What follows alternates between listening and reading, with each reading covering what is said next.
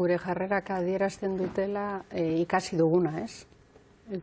Historian zehar edo gure inguruan ikasi dugun hori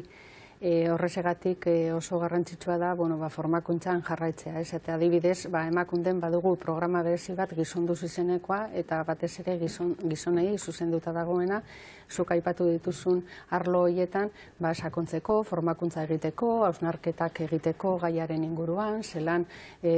askotan eta nahi gabe emakumeekin dugun harremana poterean oinarrituta dagoela, eta zelan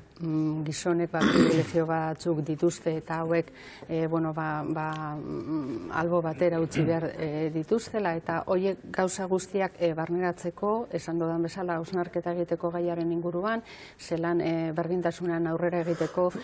gizonen eta emakumeen gizarte osoaren implikazioa beharrezkoa dela, horregatik gizonduz programa martxan dugu, ja duela 10 urte, eta 6.000 gizon pasatu dira formakuntza honetatik, eta ikusten ari gara lagungarria izaten ari dela neurri handi baten gizon horiek euren gero eguneroko esparruetan aldaketarako eragile bihurtzen ari direlako. Baina lehen aipatu den bezala, balioen aldaketaz berba egiten ari gara, eta zoritzarrez ezin da